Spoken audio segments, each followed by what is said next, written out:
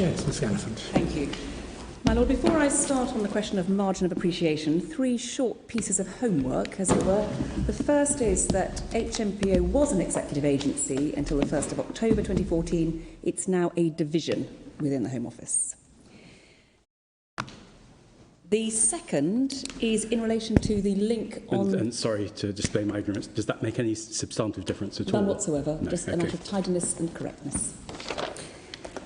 The link on the form, the passport application form, where it says help on this, it no longer exists, unfortunately. So we printed this off back in March 2018. We don't know what it says. I mean, from recollection, I'm sure it said nothing of relevance, and I don't know whether the Secretary of State is able to assist, but it no longer exists. The hard copy form, though, we've double-checked. The hard copy form also simply refers to gender. So you don't have that page of the hard copy form, you have the declaration page, but we've double-checked that point as well for an abundance of caution. So if I may, then I'll move on to the question of the margin of appreciation, and we start with... Forgive me, I'm sorry, I'm having a computer problem at the moment. Oh, I'm so sorry, my Lord. For 1 moment. Of course, I'm so sorry.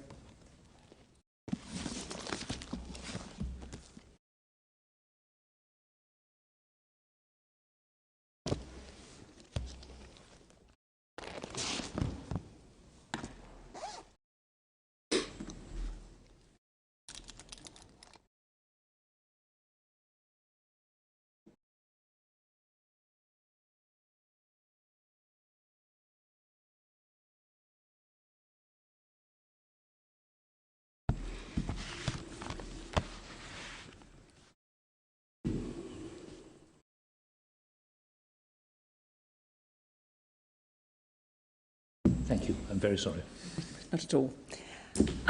So, on to margin. The starting point again is Hämäläinen, paragraph 67, which confirms that in implementing a positive obligation under Article 8, the states enjoy a certain margin of appreciation and that a number of factors must be taken into account when determining the breadth of that margin. It's not in dispute that there are 3 factors identified in Hämäläinen.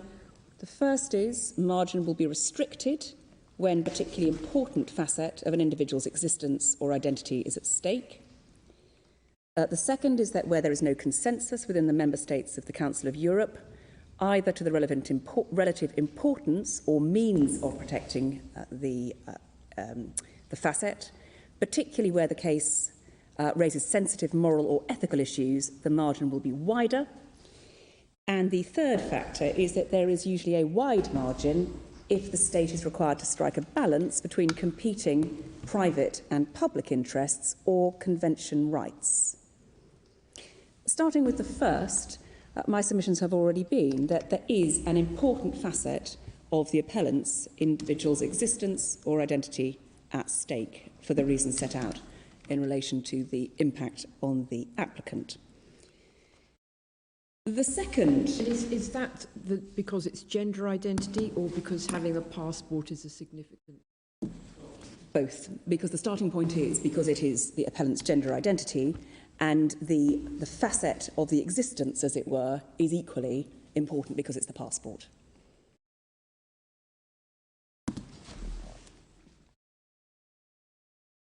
Because my lady already has my submissions that the interconnectedness between the passport as a document that's customarily used to prove identity and the intrinsic nature of the protected gender identity are, we say, very closely aligned. And both, we say, justify the starting point as being a narrow margin.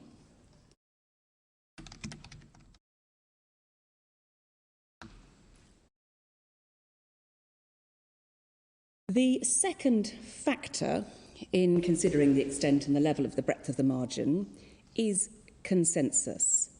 Now, we make 6 points in relation to this. The first is that the question of margin itself is not a factor.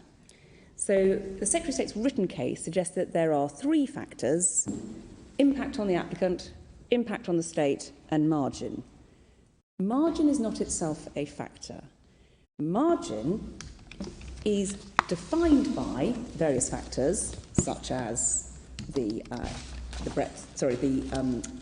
facet of the individual's existence or identity at stake.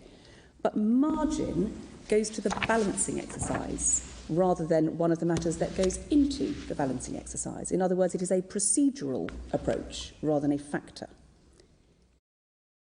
Margin is the extent to which the state should be given a degree of latitude so far as that balancing exercise is concerned. So the effect of a wide margin is that the balance is tilted a little further in the state's favour than would otherwise be the case, and in a narrow margin it's tilted conversely in the other direction. But of course we make the point that even if there is a wide margin of appreciation, it would still be possible to find that a state had exceeded it. And in considering whether the state has exceeded its margin of appreciation, the Strasbourg Court looks to see what the state has or has not in fact done. So in Rees, the Strasbourg Court found that the United Kingdom had endeavoured to meet the applicant's demands to the fullest extent that the system allowed. That's paragraph 42 on page 2198. And that was because, to pick up on my submissions before lunch, the individual concerned had been able to obtain a passport and a driving licence with their required gender and name on them. It's also reflected in Goodwin at paragraph 73, where the authorities were noted as having taken steps to minimise intrusive inquiries, for example, by allowing transsexuals to be issued with driving licences, passports and other types of documents in their new name and gender. So those were factors taken into account in assessing whether, even on a wide margin of appreciation, the state exceeded it.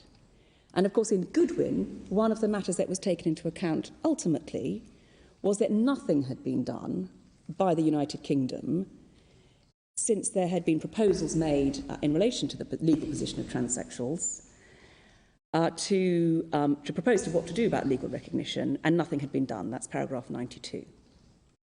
So when we speak about the width of the margin of appreciation as being not a factor but being, as it were, relevant to the balancing exercise, we say that it is necessary to have regard to what, in this case, the United Kingdom has in fact done, the Secretary of State has in fact done, and we say the answer to that is, so far as any concrete steps, nothing. Because until March 2020, and the judgment of the Court of Appeal, the Secretary of State's position was, as I've indicated, that persons in the position of the appellant had no Article 8 rights in relation to their gender identity. And unlike in the case of Rees or Goodwin, the Secretary of State has not taken any steps to meet the appellant's requests or, as it was put in Rees, demands. The Secretary of State has never consulted on any proposals in relation to the provision of ex-passports to persons in this country, to non-gendered persons, or any others in the, we say, affected class. The written case we've set out, the number of reviews that have started and come to either a premature end or come to nothing. The most recent development is described in the second witness statement of Mr. Entwistle, which appears in the core volume at 612.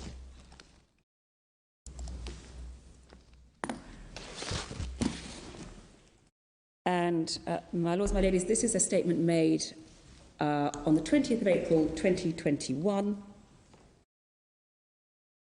And Mr. Entwistle describes at paragraph 15 on page 615 that in early 2021, officials had advised ministers that rather than the external review that be conducted, there should be an internal review that would fall into two parts. And Mr. Entwistle has carefully and helpfully exhibited the ministerial submission from page 622 onwards. We see that was from the 11th of March 2021.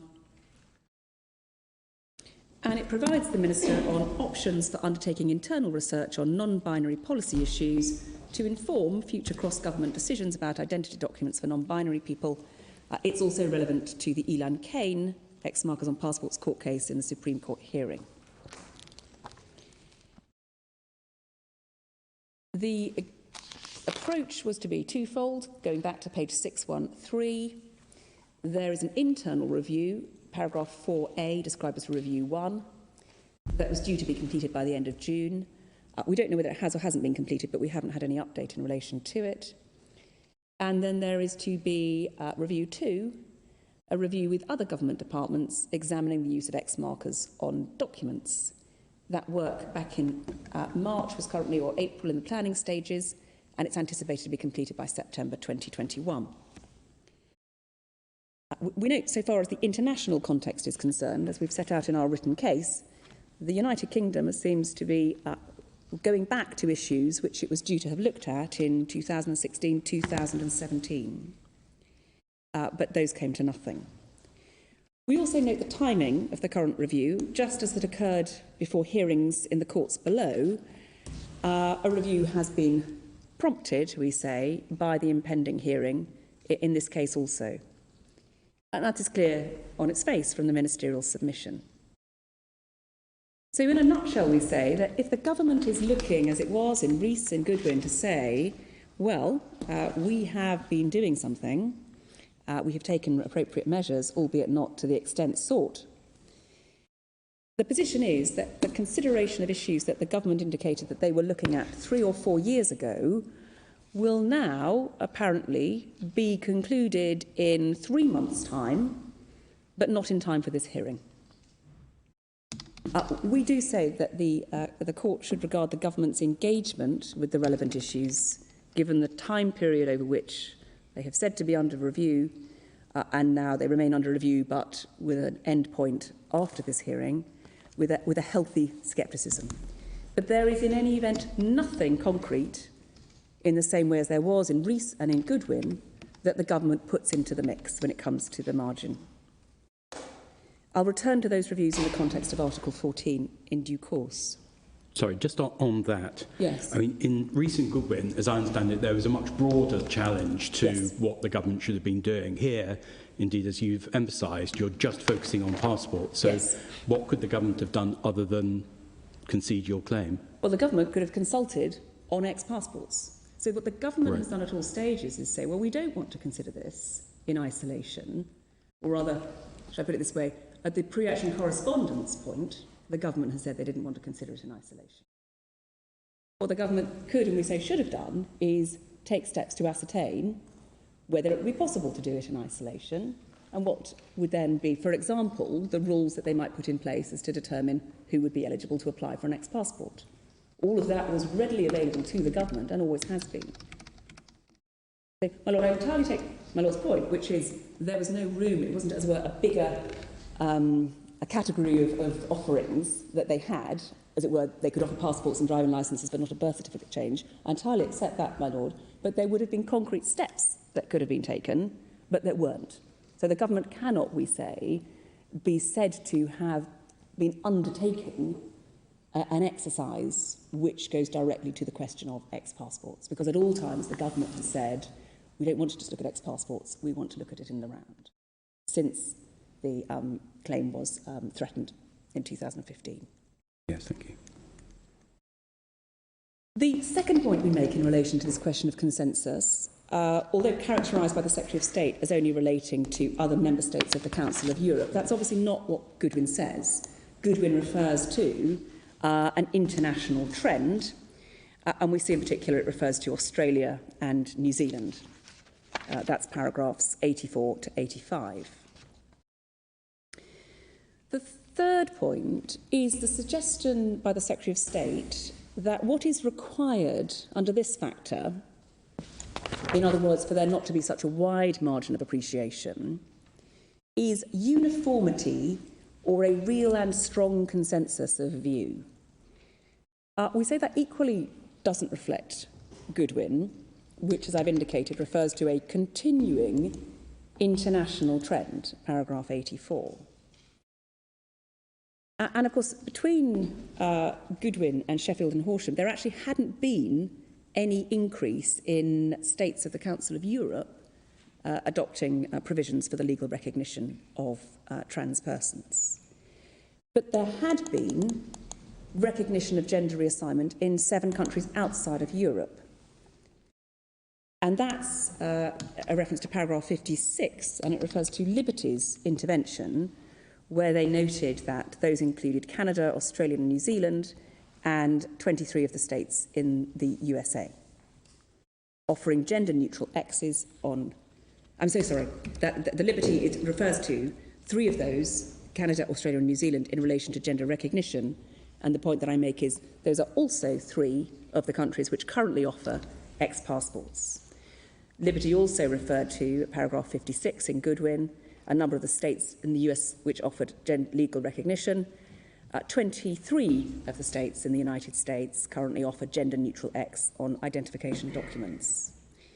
And I will leave Ms. Cars-Frisk to deal in some more detail with the international trend and the other decisions. So we say that so far as uniformity or a strong and real, which are words not found in the judgment in Goodwin, consensus being required, the court attaches importance to the continuing international trend.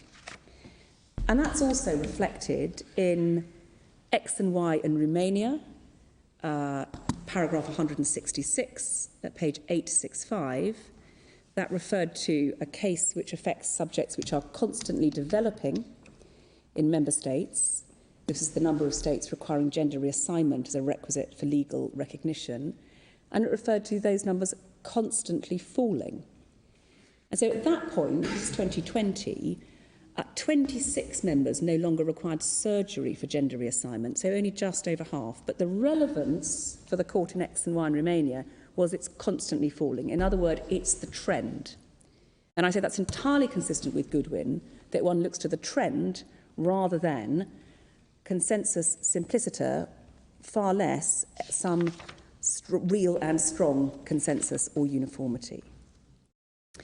Similarly, in YY and Turkey, at 940 paragraph 103, emphasised the need, in that case for the Strasbourg court, to take a dynamic and evolutive approach, and noted that it was appropriate to take into account the development of international and European law and practice in various Council of Europe's member states to assess the circumstances. So we do say that there is a clear and uncontested international trend that's set out in paragraphs 20 to 22 of our written case in terms of the particular countries which have adopted X passports. But we say the Secretary of State starts with the wrong starting point as a matter of principle, which is the court should not be looking for uniformity in order to say that there is consensus. Just on the YY reference that you gave us, page 940, paragraph 101, the court seems there to go back to looking to consensus within the member states of the Council of Europe. Yes, well, sorry, let me just turn that up. Sure.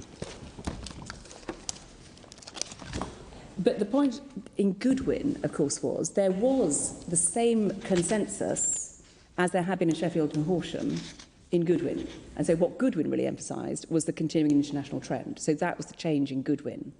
Now, I accept, of course, there was an underlying consensus, but I do say that the importance of the matter is that one doesn't need to start with the underlying consensus and that it isn't particularly concerned with some near unanimity or strong and real consensus. I think there's overlays. Now, it doesn't matter for I think my question really was, what are we to make of the jurisprudence of the Strasbourg court, where there seems to be, I don't know, the slippage between consensus within contracting states and then you've emphasised movement outside? Well, I would say, in principle, my lord, one could have a situation where there wasn't consensus within a member state, but the international trend was such that, that there was, as it were, such a continuing international trend as to give rise to a more limited and narrower margin of appreciation. Now, I accept that I can't point to a decision in which that appears, but in my submission, that is the logic of Goodwin. And the reason that at the end of the day, the court is having to construe the convention for, I mean, it's the European Convention on Human Rights. I mean, if you were to show, for example, that there was a common practice of genital mutilation in a large number of countries around the world, that wouldn't cut any ice, no matter how many countries you showed, because it's so alien to the values of the convention no matter if it might be espoused in other more traditional cultures elsewhere. My Lord, I would entirely accept that. And of course, on the circumstance of this case, we would say that the international comparisons that we rely upon are entirely consistent with the principles underlying the European Convention. Well, that's your point. I mean, these tend inevitably to be the states which place a high emphasis on liberal individualism. So outside Europe, it's the states, Canada, Australia. Inside Europe, it tends to be the Netherlands, Scandinavia, and less so Mediterranean countries and Eastern Europe. Well, say that, for example, Malta, and I understand it's not a state, but if one's going to take a generalisation of Mediterranean countries, but I entirely understand my Lordship's point. The point that I'm making is it is a relevant trend to have regard to. Now, my position is I cannot identify a more than 50%, obviously, number of members of the Council of Europe who have adopted ex-passports. I don't demur from that position, but I do say it's nevertheless relevant, and one can derive a very considerable amount of comfort from the continuing international trend. So even if the margin of appreciation is wider, because my starting position is one starts at a narrow margin because of the interest at stake, even if it's slightly wider as a result of a lack of consensus, nevertheless, in considering the proper approach of this court, it is relevant to have regard to that continuing international trend. Ms. Gallifan, given that the purpose of the exercise is to establish whether there is a positive obligation imposed on the participating states, is it not the case that the practice of Council of Europe states is going to be far more relevant than that of any general international trend?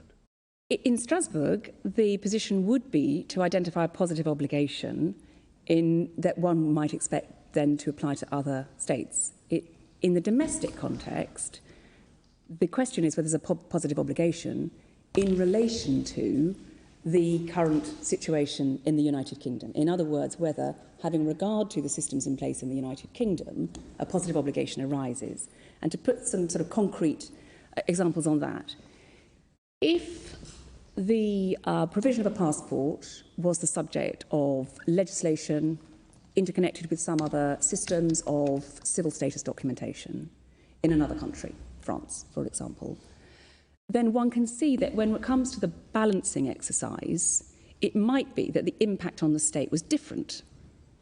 Here, because it's the royal prerogative and we say a discrete policy, we say the impact on the state is very much less. So one can see how a positive obligation might arise in one state, we say the United Kingdom, it does arise, and it wouldn't necessarily follow that it would arise in another state. So we wouldn't accept that the absence of a consensus at a European level is a killer blow to a positive obligation arising in a particular member state. I'm not suggesting that the absence of consensus is necessarily a killer blow. My question is directed rather at the weight which should be attached to acknowledgement by Council of Europe states as opposed to non-Council of Europe states. Well, can I deal with the question of acknowledgement? Because my Lord has a very good point, which is, if one has a situation, and I'm going to come on to it, if one has a situation where an active decision has been taken by a number of states to do something or not to do something, then I say that that is more likely to be relevant when there has been no, as it were, active consideration. So we know that a number of countries have chosen to adopt ex-passports. It is not clear whether other countries have thought about it and decided not to. We simply don't know.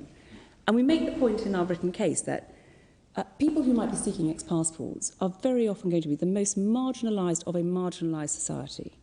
So we say it is perhaps unsurprising that cases have not come before Strasbourg based on non-gendered or non-binary gender identities, not least because of the delay in getting your case to Strasbourg. But this is a situation in which there isn't, as there was, for example, in Goodwin, there isn't an ability to say that, well, X number of states have legislated for it and Y states have legislated that provides something different.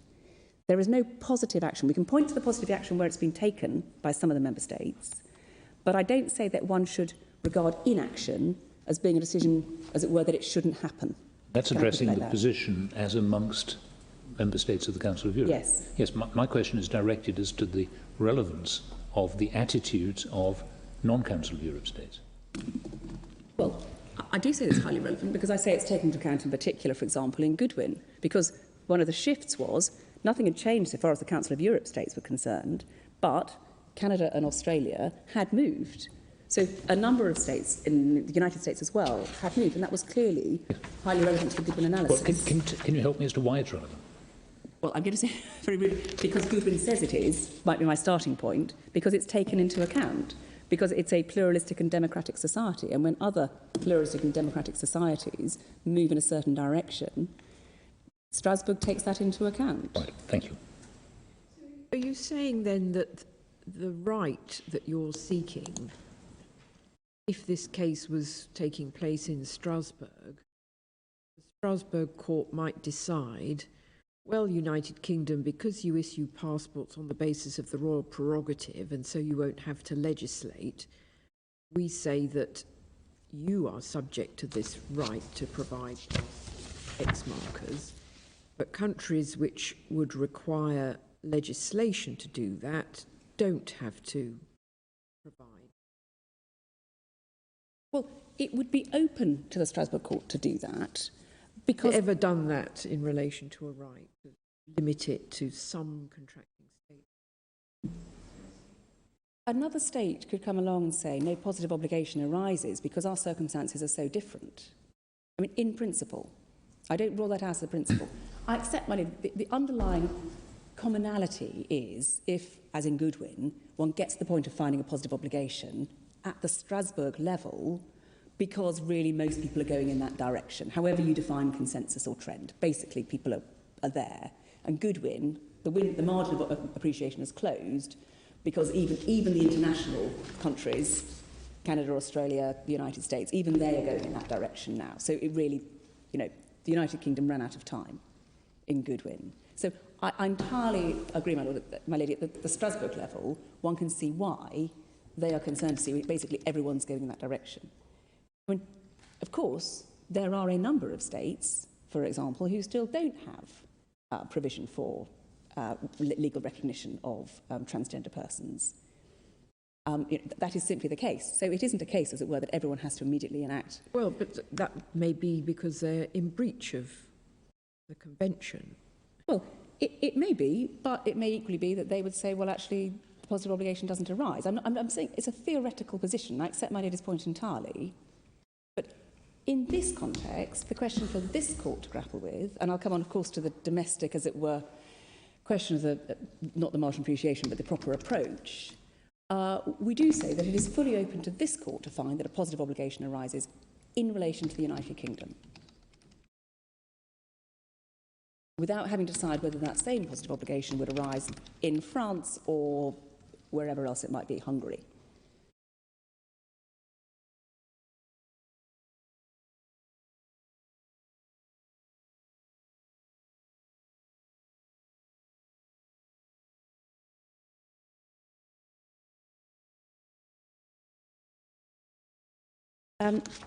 May I move on then to the third point, the fourth point, in fact.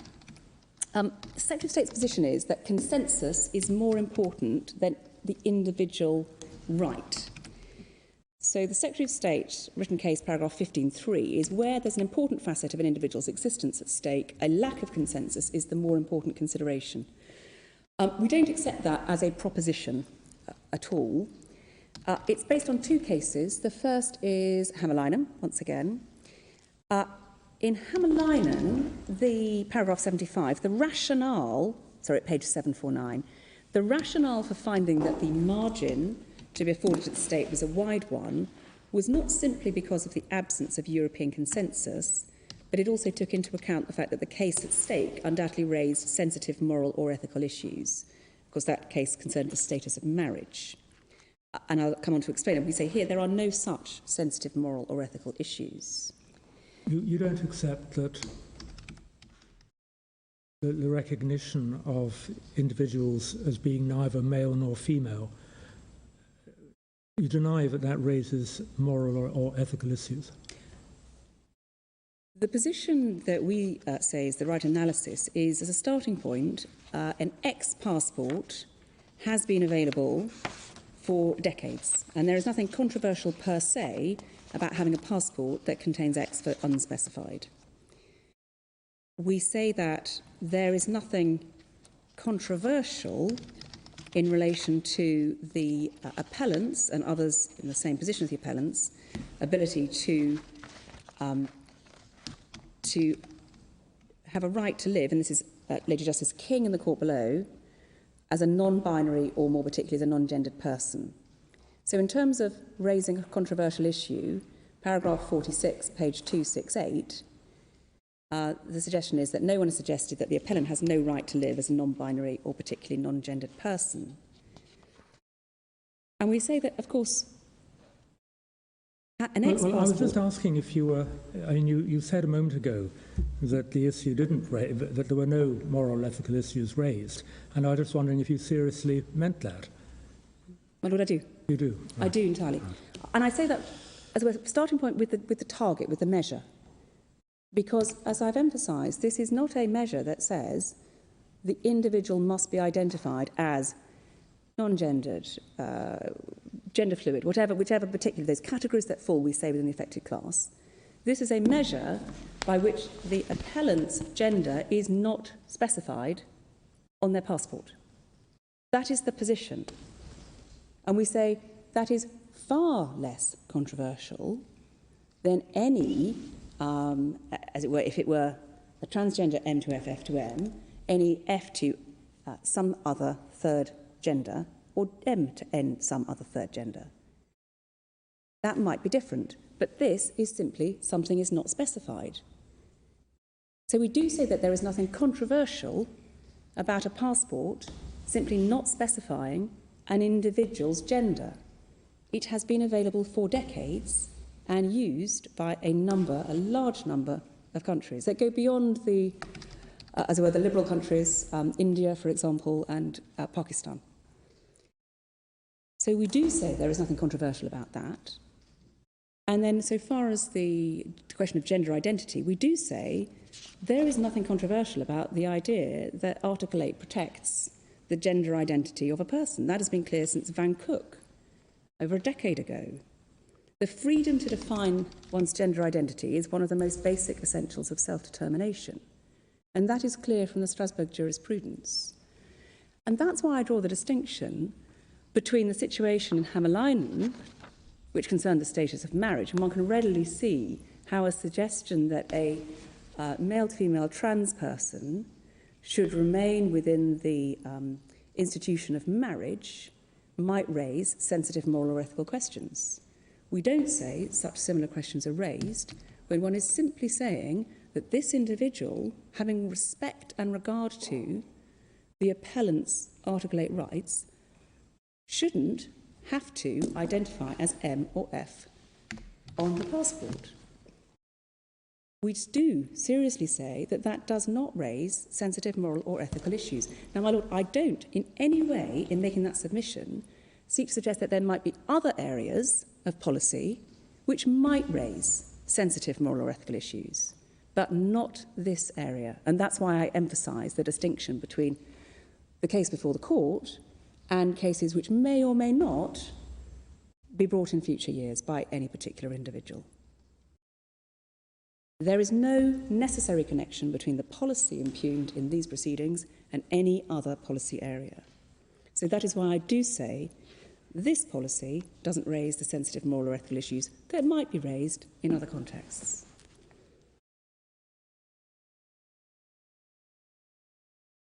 The second case relied upon by the Secretary of State is AP, page 687. That was a case in which there was near unanimity amongst the Council of Europe states. The 40 states allowed legal recognition of a person's acquired identity only if they could prove the existence of a gender identity disorder. And this was the point, my Lord, in response to my Lord Jones's point, which is there, the vast majority of states had taken an active decision to require such a disorder to exist in order to grant civil status. There had been an active decision by 4 against 36 not to. And so we do say that when consensus is built in that way, as in other words, you can look at active decisions by 36 states against active decisions by 4, one can readily see why there might be more force in a consensus in that context. But the second distinction with AP is that consensus was one of 3 factors that went to the margin of appreciation, the other 2 being that the World Health Organization and the International Classification of Diseases had indicated that had set out the question of gender dysphoria, and so expert medical consensus was with the state. And the third was that also the European and international fundamental human rights organisations had not taken an altogether clear-cut position. And in AP, that was distinguished between the position taken on sterility, where there was effectively unanimity between human rights organisations saying sterility shouldn't be a prerequisite for recognition. But the position was less clear-cut on the question about gender dysphoria. So we say you cannot simply start from a position which says consensus trumps the importance of the aspect of the individual's existence as a point of principle. We note also in SV in Italy, the matter is put the other way round. That's 2297, and that is that the implementation issue is an implementation issue, so it's inherently wide, and then it goes on to consider the facets, the individual facets of the individual case. It doesn't, unfortunately, tell you what conclusion they reach, but it simply puts them the other way around, as it were. The consensus is first, and then that is subject to the narrower position because of the importance of the facets. The government had followed through on one of these reviews that you referred to, actually consulted and decided we are not going to issue. Would your case be weaker or stronger? Well, it rather depends on the reason why they said they wouldn't it? Because if they decided not to do so, then obviously it depends on their reasons for it. I mean, our position principally is there is no, so far as the appellant is concerned, there is no way in which that decision cannot be impugned on the basis of the Article 8 rights that we know are owed to the appellant because of the nature of the gender identity and that fundamental right, the essence of that right to self-determination. So if the government had decided not to, we'd obviously be challenging the decision not to, but I wouldn't say that that alters the question that we're dealt with. At the moment, we have a situation where the government has studiously not done anything whilst going through a lot of reviews with very little output. But you say it wouldn't alter the breadth of the margin of appreciation? No, it wouldn't.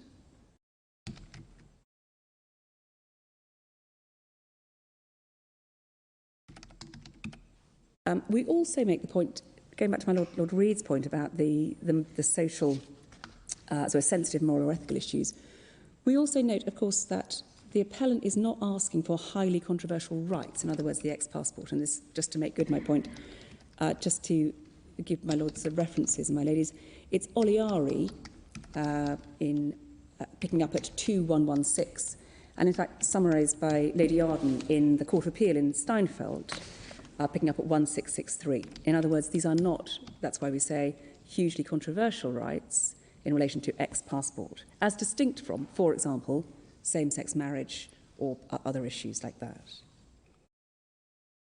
The 6th point, in relation to social policy, the Secretary of State says these substantive issues give rise to difficult and controversial areas of social policy. Well, we say not the issue of passports.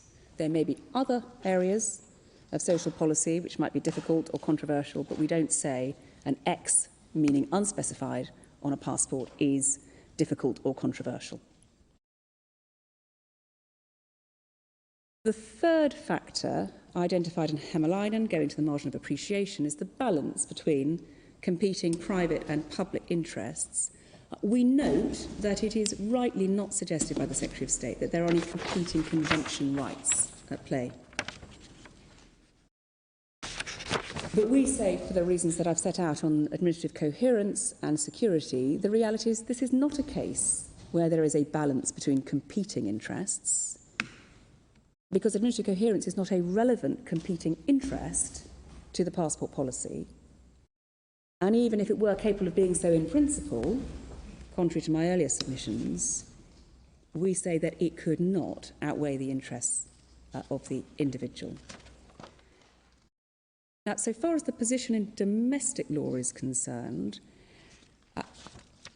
the starting point is, we say, Re G at 1846.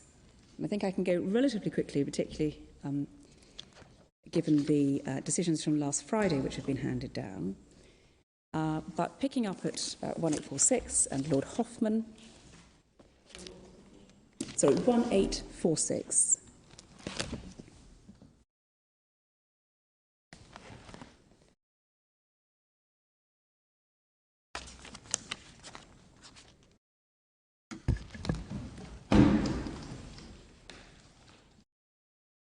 And my Lord will be very, very familiar with this position. Lord Hoffman was positing the case that that Strasbourg had indicated that the relevant issue should be left to the national margin of appreciation, and he took the view that that should make no difference at paragraph 30. He sets out Lord Bingham's speech in Uller and notes at paragraph 31, page 1847, that the remarks there in Uller were not made in the context in which the Strasbourg courts had declared a question to be within the national margin of appreciation. That means the question is one for the national authority to decide for themselves, and it follows that different member states may well give different answers. And my Lady Rose, that's why we say different states may give different answers. Of course, this isn't a case where Strasbourg has said and opined that the question of ex-passports for a non-gendered individual is within the national margin of appreciation.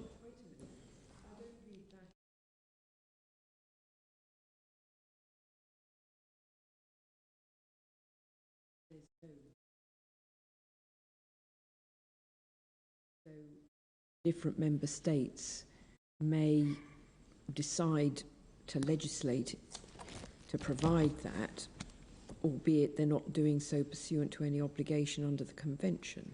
My Lady, I'd read this as being very much the explication of the Uller principle. In other words, go as far as but no further. And my reading of this is that what Lord Hoffman is saying, well, that's okay if you're dealing with a situation where Strasbourg has said, well, the margin of appreciation applies to this particularly tricky issue. So, you know, we're not going to go any further. We're at the sort of pre-Goodwin stage. We're at Rees, as it were, years ago. And what Lord Hoffman is saying here, as I read it, is, well, if Strasbourg hasn't said it's covered by margin of appreciation, then you, the domestic court, the national authority, needs to decide for themselves, and different members may give different answers. I think he's saying the precise opposite. Yes. Well, let me continue, if I may. That when he says the question is one for national authorities to decide for themselves and different member states may give different answers, we say that is the position. As it were, the national authorities may decide for themselves. Right, but that means that they, within the parameter of different answers that they could give, none of those states could be found to have breached the convention. Isn't that right? We don't read it in that way. We read it as saying, in relation to Uller, you can't go any further, but if a question hasn't been considered by Strasbourg, then this court must grapple with it. That's our position, and that's the position we say that comes through from AB, from last Friday. Well, that's not what AB was intended to convey either. I'll come on to that in due course, but I'm afraid. And it is true to the... sorry. But I was just going to mention, you're saying in due course, you've got a call for an hour. I'm very So conscious of that. You have to focus on what you think are your most important points you haven't yet covered. Well, I do, and my most important point is that I say that it is the obligation of the courts to consider the question, and it is for this court to determine whether there's been a violation of the applicant's human rights. We also, if I may just give the references, Lady Hale's speech at paragraph 113, at 1872, and we've also set out in our written case the parts of Nicklinson. So far as AB is concerned, and no doubt my lords who were on AB will now correct my reading of this as well, but in relation to that decision, and Mr. Eady, of course, sorry, to James, who was before the court, what is said, if I may just pick it up at paragraph 59, goes to the question of when, as it were, the court should consider itself the questions of convention law. And what the point made at 58 that we derive is it's not the function of domestic courts to establish new principles of convention law. But that wasn't to say they're not unable to develop the law in relation to convention rights beyond the limits of the Strasbourg case law. Yeah. Oh, I'm so sorry, my lord. I remember I have until 3:30 rather than 3 o'clock, according to the timetable. I do beg your pardon. I didn't cause you undue anxiety. You're perfectly correct. It's 3:30. But it would have been terribly rude of me because I was obviously just going to ignore what my lord had said and just carry on. But no, No, you're quite right. Yes, no, that's why I didn't look quite as panicked, because I was, well, let me go on if I may, but I do have a little more time, but I will endeavour, of course, to focus on my key points. So paragraph 59, a critical point, we say, helpfully distills the position that we say applies here. What the court says in AB, then, is it is not right to say that the courts, the domestic courts, are unable to develop the law in relation to convention rights beyond the limits of the Strasbourg case law. In situations which have not yet come before the European Court, they can and should aim to anticipate, where possible, how the European Court might be expected to decide the case on the basis of the principles established in its case law. Indeed, that is the exercise which the High Court and the Court of Appeal undertook in the present case. The application of the Convention by our domestic courts in such circumstances will be based on the principles established by the European Court, even if some incremental development may be involved.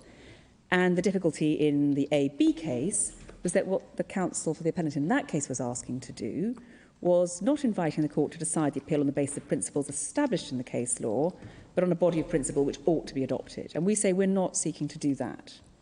So that's why we say that paragraph 59 supports us rather than goes against us. But I mean, this, as I read it, is saying there may be some gaps in the Strasbourg jurisprudence, but if the court, reasoning out from existing principles, can see where the Strasbourg court would come out if it had this very case before it, and for instance would say either violation of the convention or not, this court should seek to do the same. Yes, and that's exactly what I say this court should do. Absolutely. Right, so if this court draws the conclusion that the Strasbourg court would say this is a matter within the margin of appreciation, no violation of the convention, you say we should do that. We should reach the same conclusion. Well, I would accept that if one gets to that point, but I don't accept you can get to that point, because I don't accept, of course, that there are legitimate aims and that there is any sort of proportionality between the aims that are articulated in the Secretary of State. But okay, I'll follow that, because those would be arguments that would be available to the Strasbourg court. Exactly. And you say the Strasbourg court, looking at those arguments, would reach the conclusion there's a violation, as That's I understand. exactly right. Well, I would say so I then come back to you, just to make sure we've understood your position, that if we didn't accept those arguments, and we thought that the Strasbourg court, if faced with this issue, would say there is a sufficient legitimate aim and the solution or the absence of action by the government still falls within the UK's margin of appreciation, you would accept that we should likewise find no violation of the convention rights? Yes, I would accept that. Right. But I don't say that on the facts of the particular case, one can reach that conclusion. So absolutely. Right. But then I'm just slightly mystified by your reference to Re G, because Re G, as I understand it, is usually taken to be trying to open up a gap between what the domestic court does in terms of finding a violation and what the Strasbourg court would do. Because in Re G, Lord Hoffman seemed to be saying that although the Strasbourg court would find no violation because within the margin of appreciation, a domestic court might find a violation of convention rights because, on his analysis, the margin of appreciation is an international concept, and that still leaves open the possibility that a domestic court might find a breach of the convention rights in the Human Rights Act, even though the Strasbourg court would say no violation of the rights in the convention itself. Yes, and I'm sorry, I've gone very fast on it, because in our printed case, of course, in our written case, we do take the point, which is it is open to you to go down the Re G route, and we've set out the points in Nicholson as well. But that's why I'm pressing you on this. I've asked you very directly, and you say you're not actually asking us to do that. So Well, you seem to be accepting, when I was asking you the questions directly just now, that if we concluded that the Strasbourg court would say no violation of the convention, then we too should find no violation of the convention rights. I'm not saying you should find, I say it would be open to you, but I don't say that you should. I say that even if you were to conclude that, it would be open to you to conclude that nevertheless the approach should be that there is a violation in this case, a violation or a positive obligation. Well, if I may say so, I think we do need to know whether you're positively submitting that or not. Well, my Lord, in relation to AB and the Secretary of State, the position is put as being, can you anticipate how the European Court might be expected to decide the case? So my starting point is, yes, you can anticipate, and we say it would decide in our favour. Right. If you can anticipate that the European Court would say, well, there's a margin of appreciation, I still say, I'm sorry if I've not been clear, I still say that it would be open to you to say, well, even if there's a margin of appreciation, then we should nevertheless find that there is a positive obligation or a violation. Because, and it goes back to the point made by Lord Hoffman and Uller, in other words, one has to grapple with it. And it comes in particularly clearly when it comes to the question of discrimination, which I'll come on to in a moment. But I do say in relation to Article 8, it is open to the court, and I urge the court to, nevertheless find, even if there's a margin of appreciation that would be in Strasbourg, to find for itself that that is what would, as well, that isn't a complete answer. And is that because you say that the organ within the United Kingdom, which is best placed to exercise the discretion within the margin of appreciation, is this court rather than Parliament, or for some other reason? Well, it doesn't have to be Parliament because, of course, it's a royal prerogative question. So I say the starting point is, if we're dealing with legislation, there might be a different answer to that. But the it's not executive Parliament. then? So Right. but the executive hasn't done it, and so this court must grapple with it, is my position on that. And that's entirely consistent with the position in relation to discrimination. I say that there is no real difference there.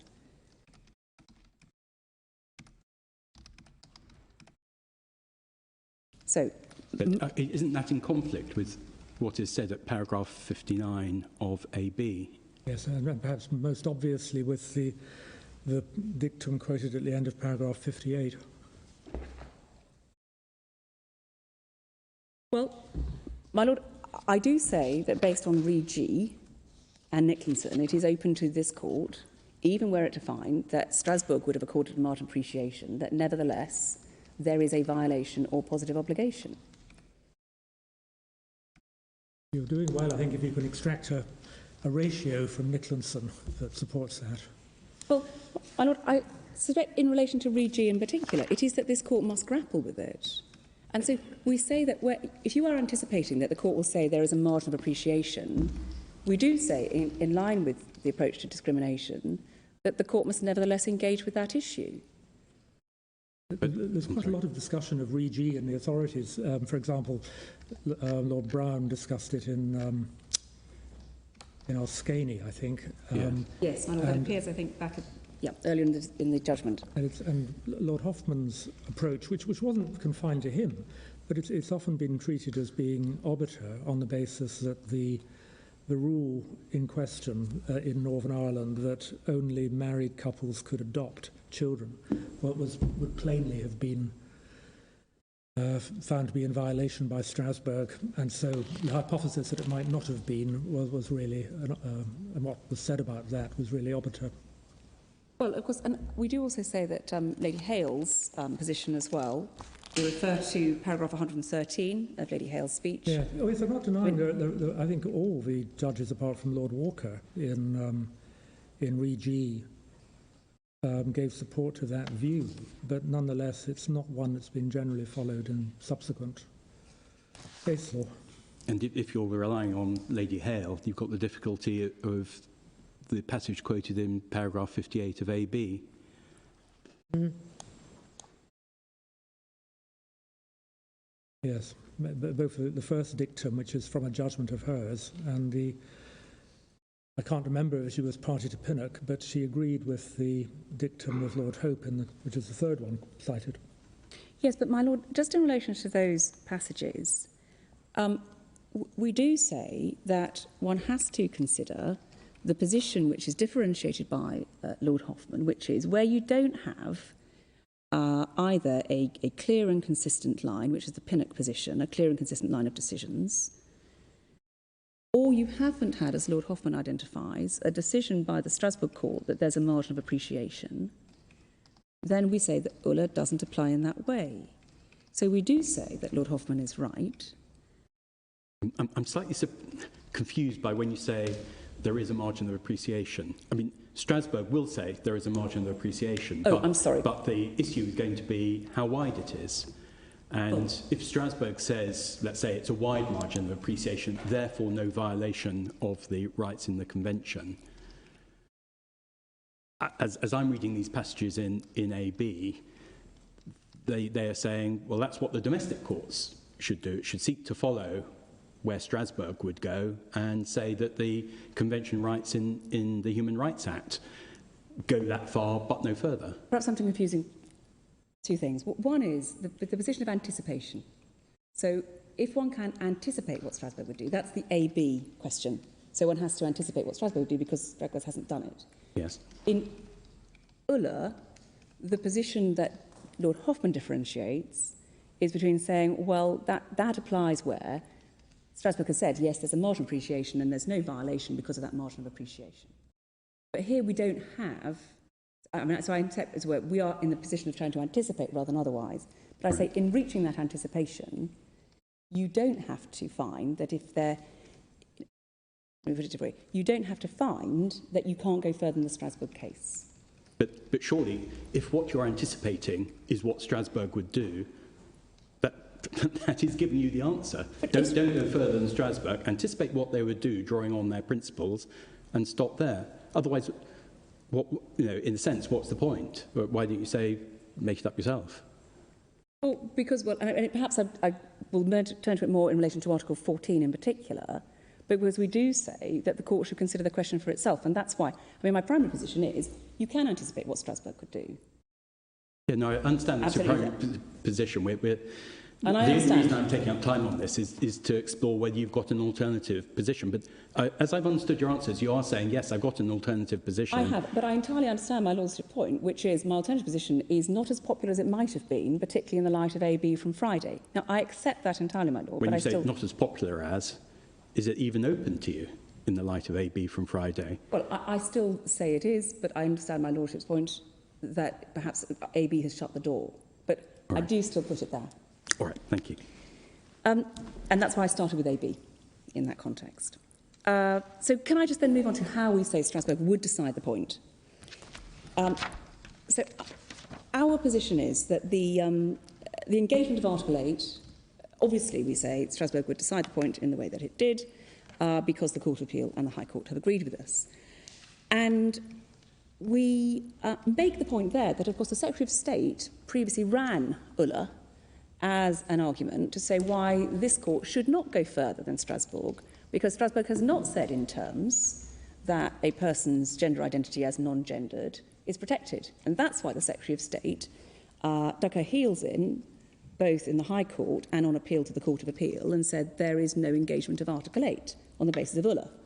So we know that already we are further, because we know that Strasbourg is entirely consistent. The principle in Strasbourg, in other words, the importance of gender identity, covers the gendered identity of the appellant. We, therefore, can go to the next step, which is that the essential aspects of the appellant's private life are an issue as a result of having to apply, we say, for a passport, making a false declaration as to gender, and being required to show when travelling abroad or providing photographic identification a passport that does not accurately record the appellant's gender. We say that's B in France. So we say that is also consistent with the principles in Strasbourg. We know from Goodwin that administrative coherence is a factor in support of the appellant's rights, having regard to the surgical intervention by the NHS. And I submit that we also know that administrative coherence, where it is not based or rooted in any necessary impact on the impugned or effective scheme, but a desire to consider issues in a larger context, we say is not a relevant consideration or legitimate aim going to impact on the state, whether that's identified and articulated under a positive obligation or an interference. And my lords had, and my ladies had my submission on the restrictive nature of the illegitimate aims under Article 8.2. We equally can anticipate that Strasbourg would certainly say that the evidence on security adduced by the Secretary of State is simply factually unsustainable and was rightly, we say, rejected by the Court of Appeal. And then when it goes to balance, what we would say is that even if the state had a wide margin of appreciation, for the reasons that I've already given, we don't accept that. But even if it did have a wide margin of appreciation, this case would then still fall outside of it, given the extent of the impact on the appellant, the dysphoric effect of presenting a passport that does not reflect one's gender identity, the narrowness of the alleged obligation, that is, an ex-passport, and the lack of any relevant impact on the state, for the reasons I've explained. Neither administrative coherence or security can possibly weigh in the balance, and even if they do in principle, they certainly do not weigh more than those impacts on the appellant. And that's why I say, even if the margin of appreciation is wide, we know that Strasbourg, in my submission, would still find that there's a positive obligation or an interference because of the nature of the Secretary of State's defence. Can I deal very briefly with the other factors that the Secretary of State says should be taken into account? Costs is the first. We just point out it's notable that in none of the authorities relied upon by the Secretary of State were costs identified as a factor in their balance, even in Goodwin, when there was a wholesale seeking of full legal recognition. We find it difficult to see how costs could ever be a relevant factor, save in the most exceptional and extreme of cases. Given the approach in Goodwin, a society may reasonably be expected to tolerate a certain inconvenience to enable individuals to live in dignity and worth in accordance with the sexual identity chosen by them at great personal cost. The Secretary of State also points out or suggests that there's a relatively small number of persons likely to benefit. I make the point again, these individuals are a marginalised group within a marginalised group. They shouldn't be treated less favourably as a result. Can I pick up one factual point in relation to the Scottish Trans and Equality Network? It suggested that 64% of respondents agreed they'd want to be their gender recorded as something other than M or F. And of those, it's suggested by the Secretary of State, only 7 mentioned a non-binary option for gender. In other words, only 7 people might want a non-binary passport. The question to which 64% actually answered yes gave specific examples. It said, i.e., on your birth certificate, passport, driver's licence, etc. So you can't infer from the fact that only 7 people who answered the any other points to raise open text question at the very end of the survey would want a non-gendered passport. On the contrary, there are some 1,400 responses. So on the basis of 64% saying yes to they'd want their gender to be recorded as something other than M or F, which included in the question a passport, one might expect nearly 900 people in Scotland alone might be interested. A short point, but a fundamental one, given that the Secretary of State's position has been since 2014, effectively, that the only person really interested in this as a policy is the appellant. That is very far from the case. The other factor is the creation of a target. I've already dealt with this to a large extent. We say it cannot be determinative of whether a positive obligation arises, that, in theory, another case may come along and seek to argue for a positive obligation or non-interference in a different context. The final other factor that's suggested it arises is the how. The Secretary of State suggests that the court is entitled to take into account the fact that government would need to take a decision as to who would be entitled to obtain an ex-passport and what proof, if any, would be required. Again, I've dealt with this to a large extent already. It's no different from the position in Goodwin. It is different to Bellinger and Bellinger. That's picking up at page 1107. In Bellinger and Bellinger, Mrs. Bellinger's position was that the court should give the expressions male and female in legislation an extended meaning. In other words, a person born with one sex but later became or be regarded as the opposite sex should be regarded as that subsequent sex. Now, if the court had done that, there wouldn't have been any role for any Secretary of State to adopt rules as to the circumstances in which a person becomes or may be regarded as a person of the opposite sex for the purposes of marriage. We've never invited the court to determine what policy should be applied as to who should be entitled to be issued with an ex-passport, and we recognise that the how the implementation question falls to them with the relevant margin of appreciation. So our position is entirely consistent with McLaughlin and Steinfeld. We say it's for this court to decide whether the policy breaches Article 8 and or 14, and for the government to determine the means by which the legal right is affected. So the fact that the how isn't to be determined by this court is not a factor that weighs against the existence of a positive obligation. Can I move then to Article 14? There is now considerable common ground between the parties. The policy and its application to the appellant fall within the ambit of Article 8. The policy treats the appellant and others like them differently to a person who is able to obtain a passport which is congruent with their gender identity. And the difference of treatment is on the grounds of gender identity, which falls within other status for the purposes of Article 14.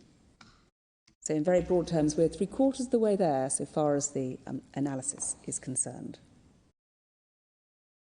Now, we had set out in our written case, and the Secretary of State has not disputed, that the margin of appreciation is narrow because the difference in treatment is based on sex. And it follows that, and one can pick this up in Steinfeld in the Court of Appeal, when Lady Arden set out in the dissenting judgment the relevant steps, and it might be easiest to look at those in that context. That's at page 1661. And I can give, my lords and my ladies, the references to the underlying authorities referred to there. Picking up at paragraph 77,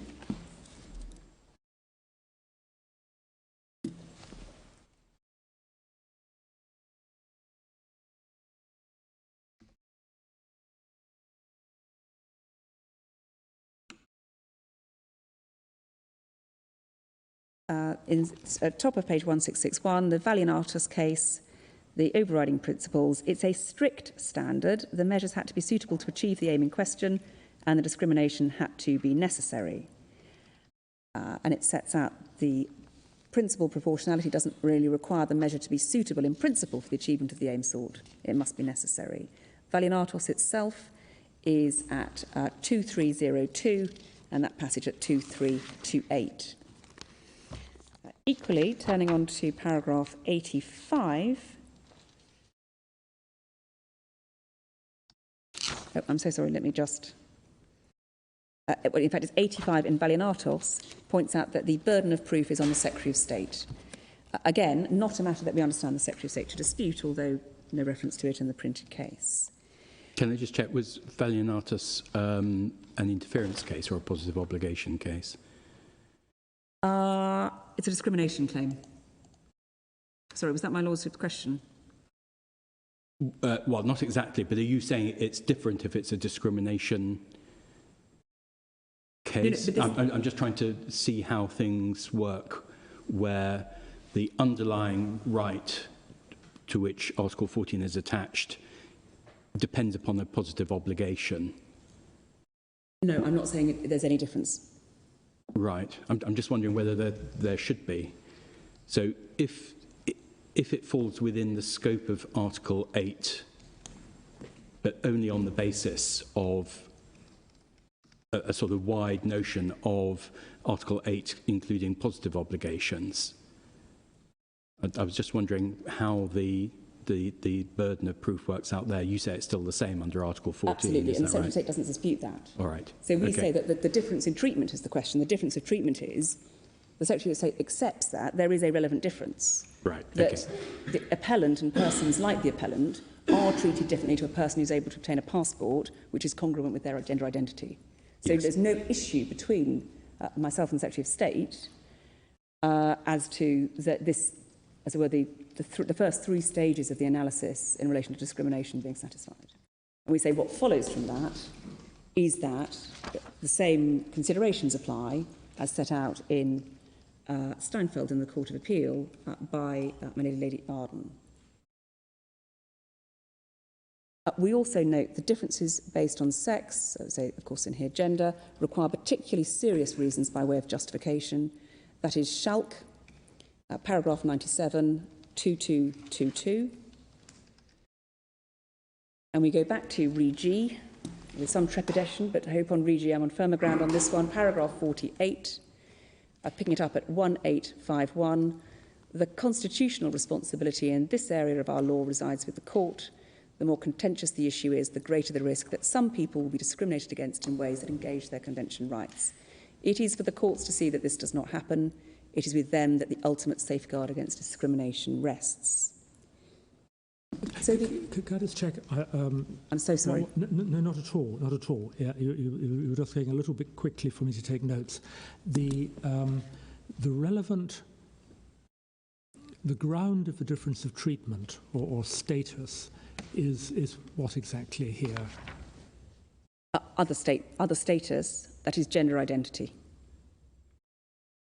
And that's common ground between ourselves and the Secretary of State. And this is, by that you mean self-identification as non-gendered. As not identifying with one sex or with one gender or the other. Yes, so non-gendered. Right, and so non-gendered self-identification. But to emphasise, the Secretary of State does not dispute that that is an other status for the purpose of Article 14.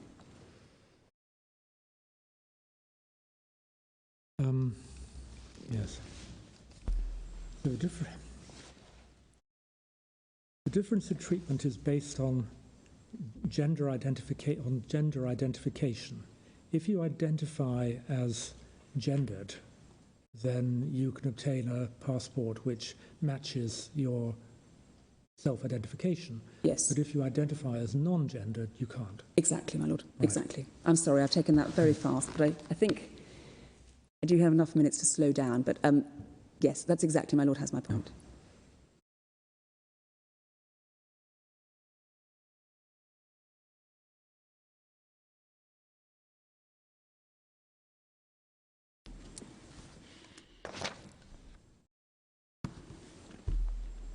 So just to summarise, the margin of appreciation is narrow because the difference of treatment is based on sex, gender. Well, I wonder if we can just take that for granted. The reason why there's a particularly strict approach taken to discrimination on the ground of sex seems to be that it's a very long-established historical, traditional basis for treating women less favourably than men.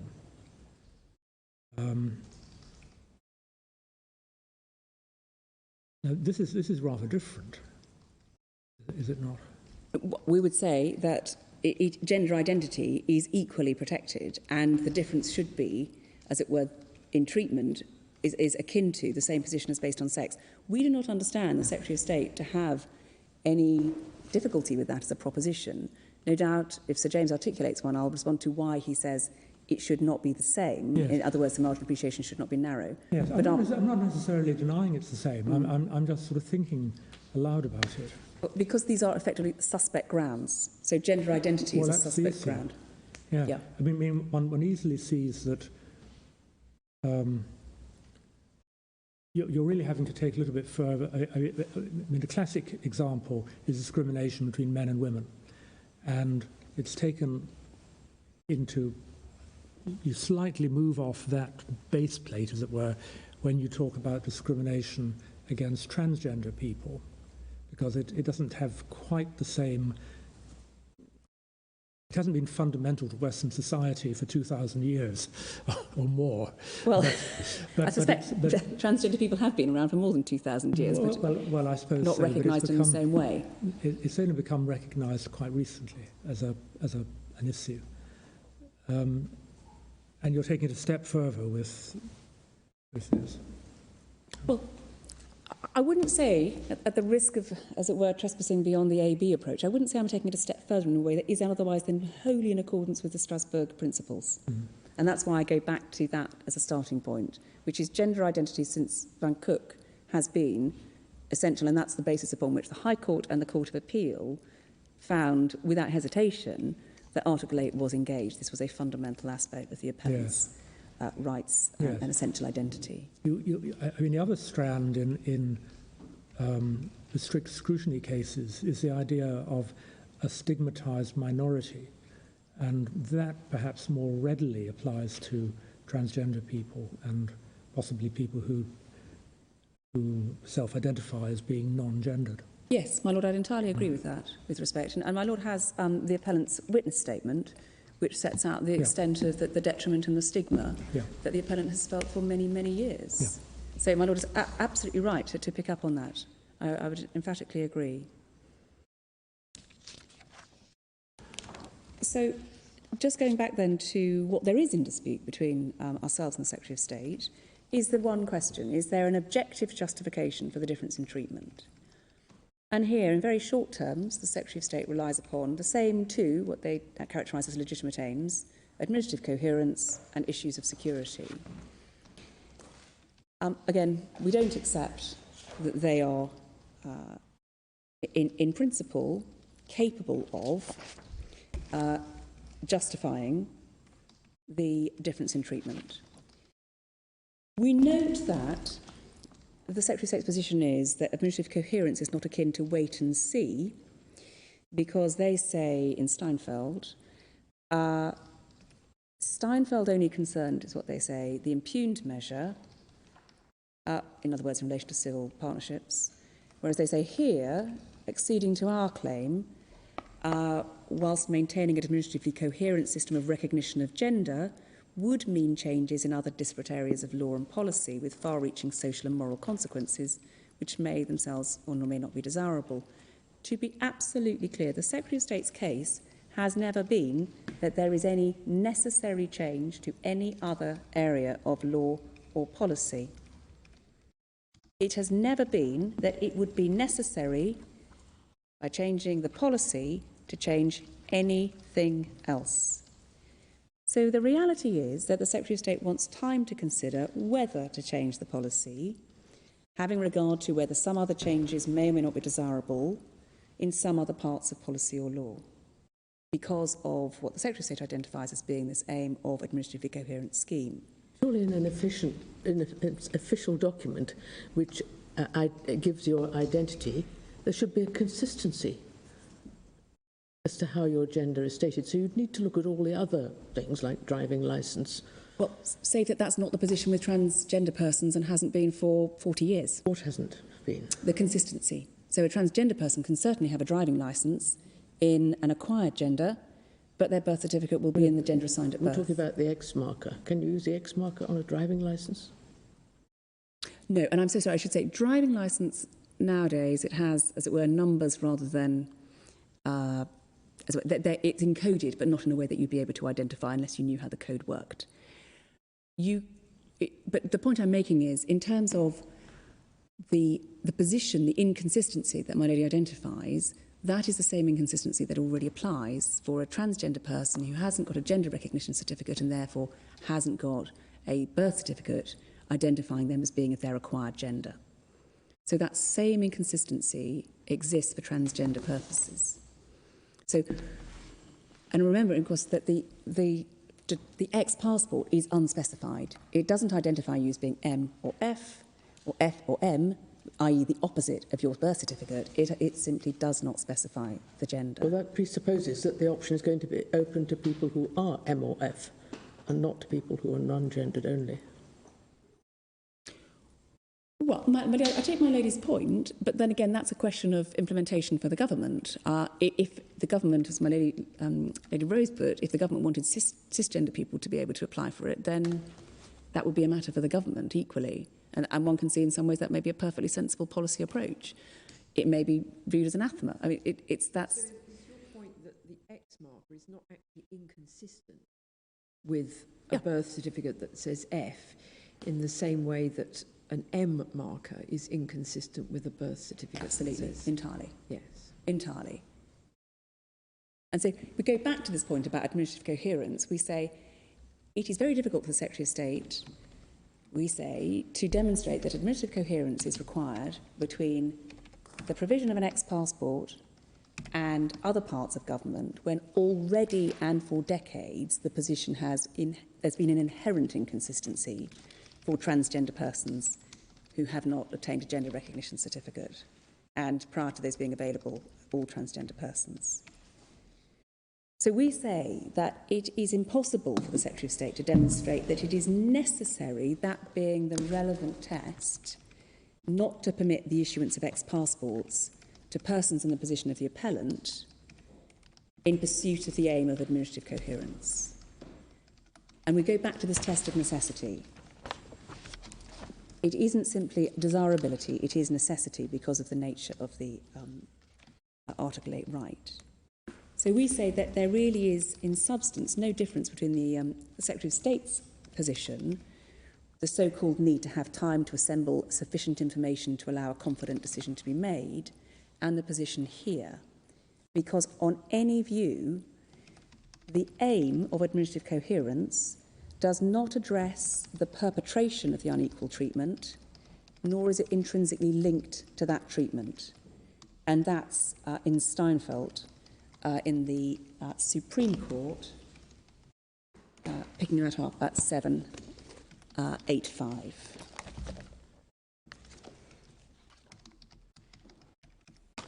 Which paragraph? It is paragraph 42. I'm sorry, I should have been the paragraph earlier. So it's 785, paragraph 42. And the point made by the legitimate aim there was to assemble information.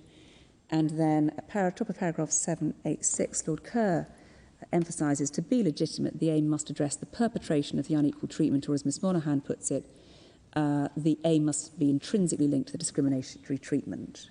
And we say, for the same reasons in Steinfeld, neither is satisfied in this case.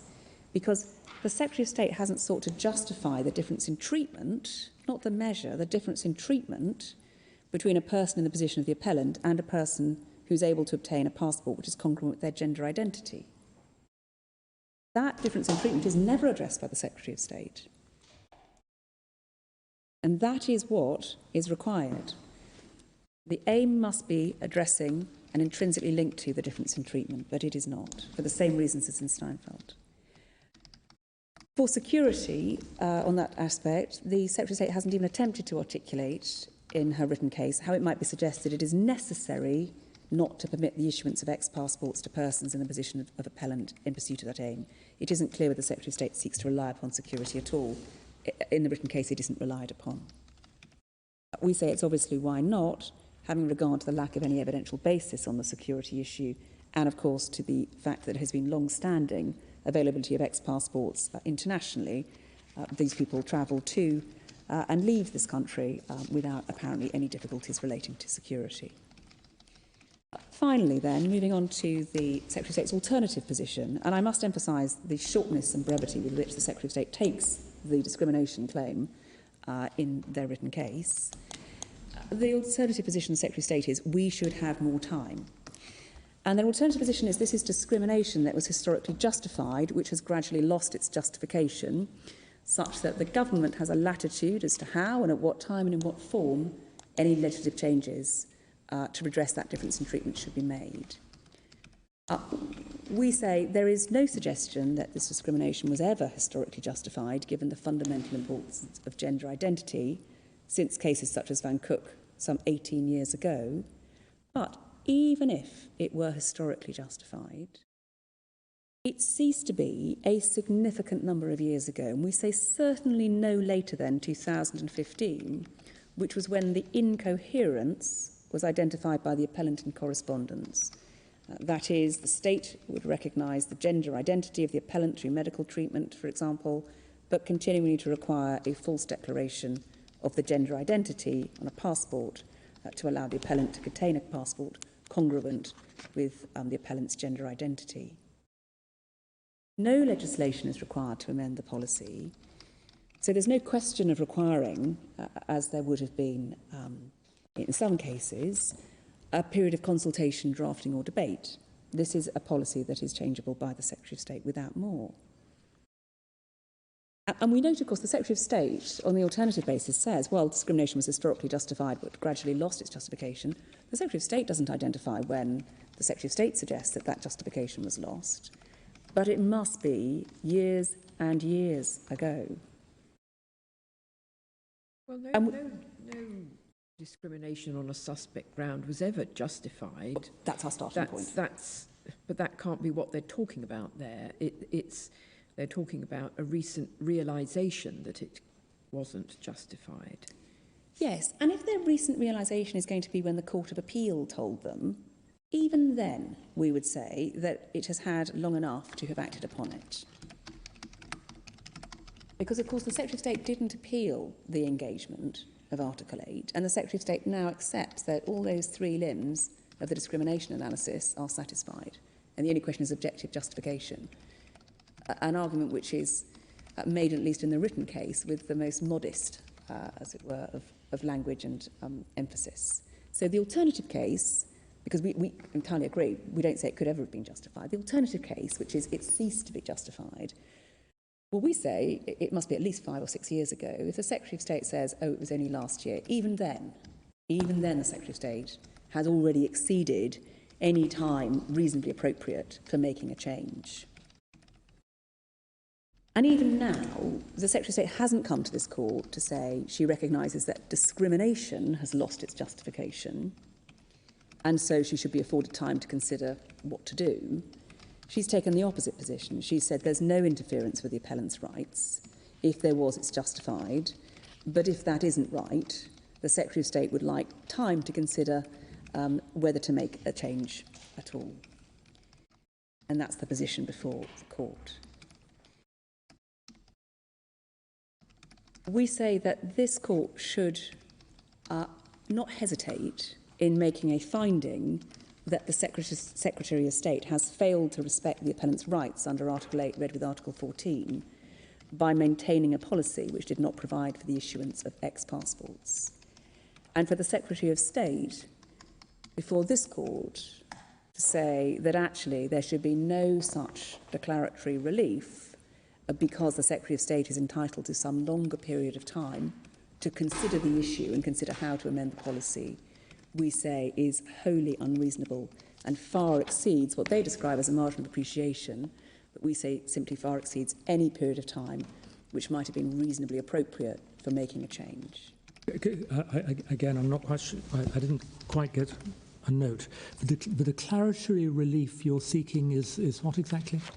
Yes, well, we say that the Secretary of State failed to respect the appellant's rights under Article 8, read with Article 14, by maintaining a policy which did or does not provide for the issuance of ex-passports.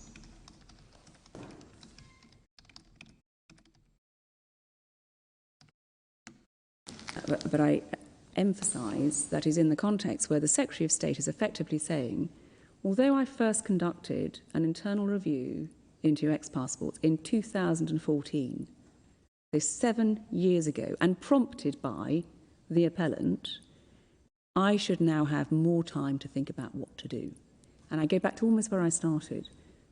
8 concerns were identified in that internal review, none of which are relied upon to justify the non-issuance of ex-passports.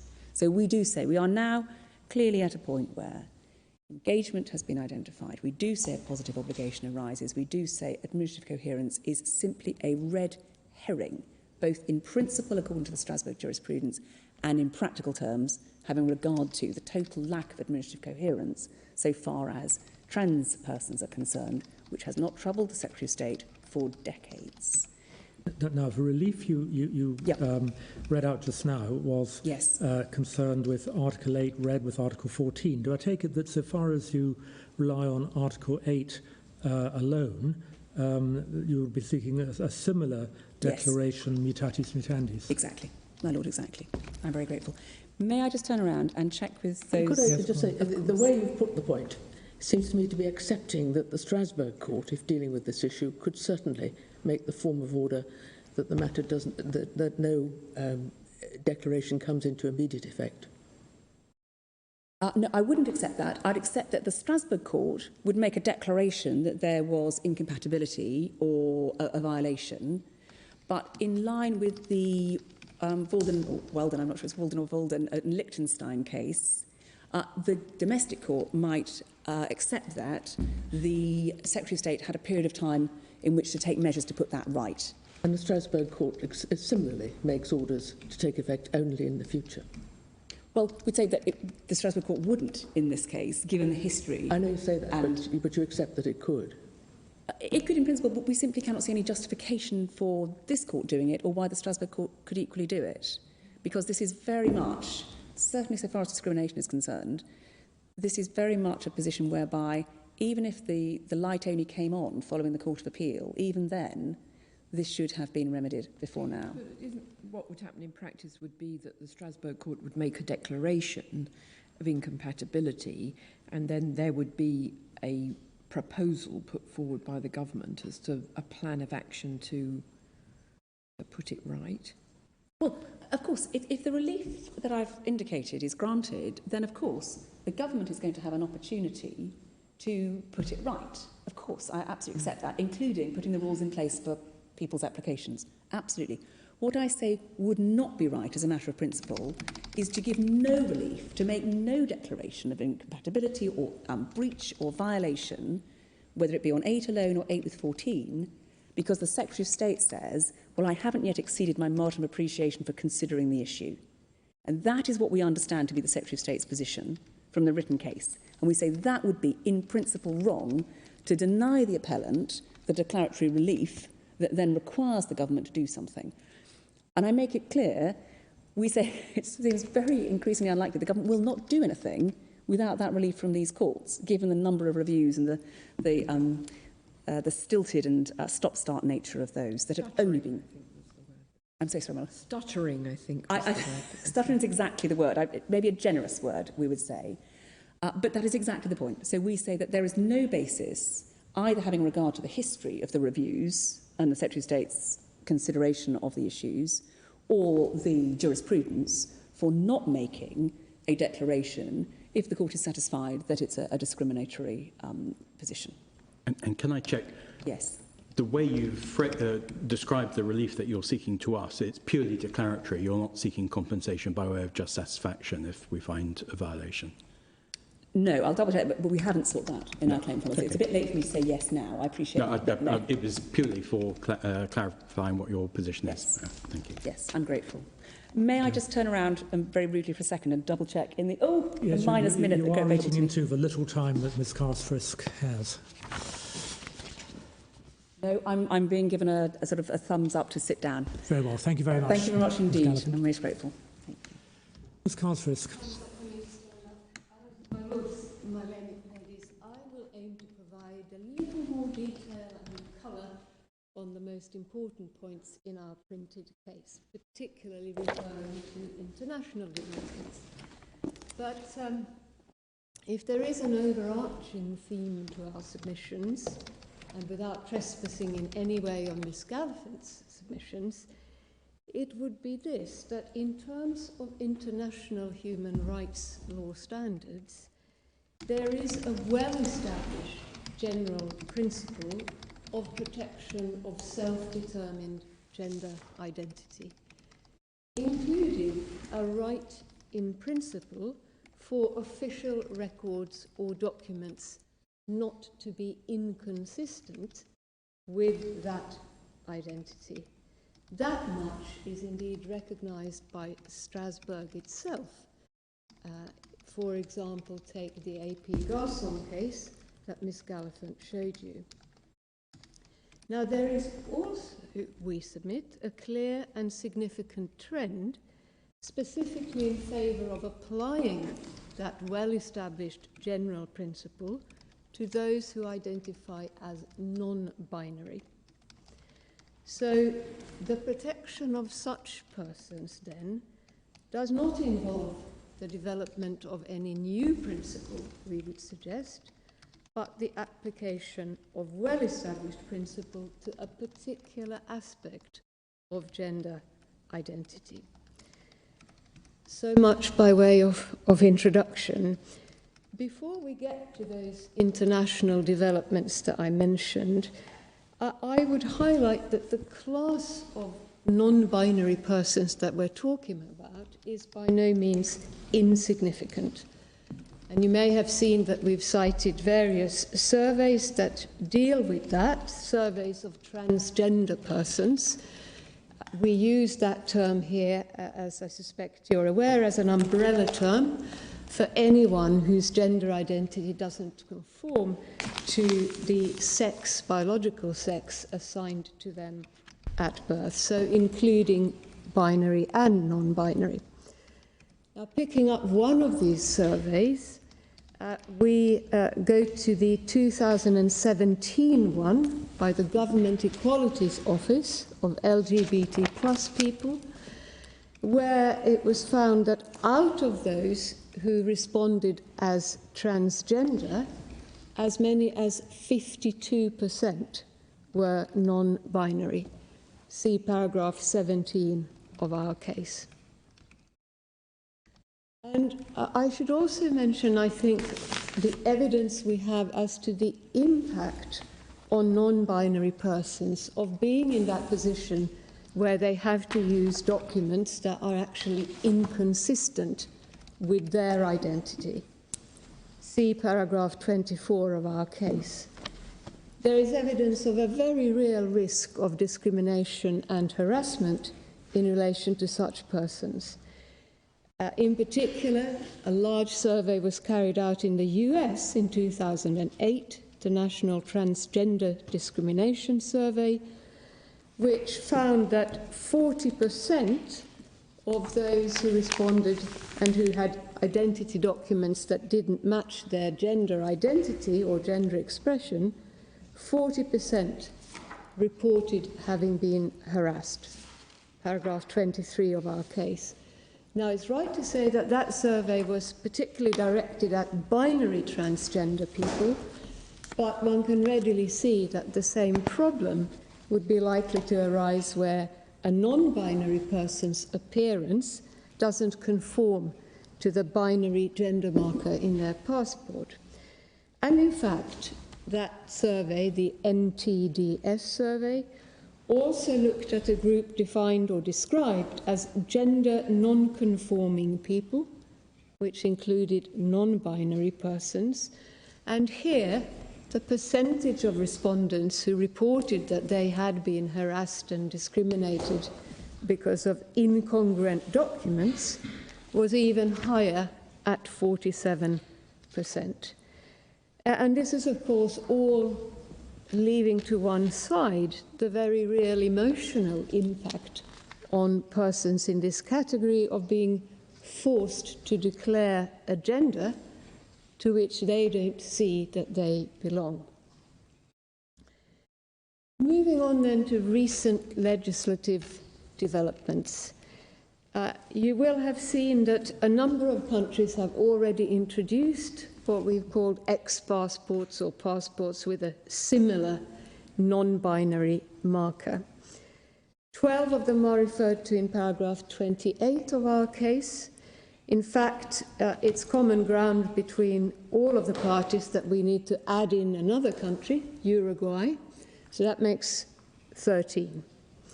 And that's before we get to the position in the United States. And it is striking, we say, that certainly Human Rights Watch is not aware of any evidence of these passports causing trouble, as in no evidence of any negative impact on security, whether at borders or otherwise, or indeed any evidence of administrative complications in those countries where they have introduced such passports. But the developments here don't stop with the 13 countries. This is where we get to recent events in the United States. When we drafted our printed case, 20 states in the US had introduced identity documents with an X-type marker. Now, as Ms. Gallifant mentioned, between May and now, the number has increased to 23 states in total. And one can compare that to the position before the Court of Appeal, as at October 2019, we pointed to 17 states that then had such ID documents. So it does seem that there is a pretty rapidly accelerating trend in that direction, at least in the US. And if one wants to look at numbers, as we say at para 36 of our case, and I think this was before we added in the 3 recent ones, Ohio and Illinois and New York, more than a quarter of the population of the US was actually living in jurisdictions where they had or offered these sorts of ID documents with non-gender binary markers, roughly about 90 million people. Now we can add to that, as the court may have seen, very recently President Biden announced that at the federal level there are now going to be X markers for federal ID documents such as passports. That was an announcement made on the 30th of June. And we have provided a printout from the webpage of the Department of State. I'm sorry, I'm not sure quite how it's reached you, but it's not in your bundles in any event. I think we have it. Yes, we do have this. You do have it. I'm very grateful, and I have also now found my copy. It may just take us a moment to bring it up. Yes, I'm grateful. Headed selecting your gender marker. Exactly that. You can now select the gender you would like printed on your US passport, even if the gender you select doesn't match the gender on your supporting documentation, such as a birth certificate, previous passport, or state ID.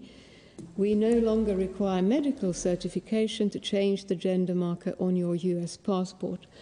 And then just leaping to the last few lines of the next paragraph, you can select M or F, which are the gender markers currently available.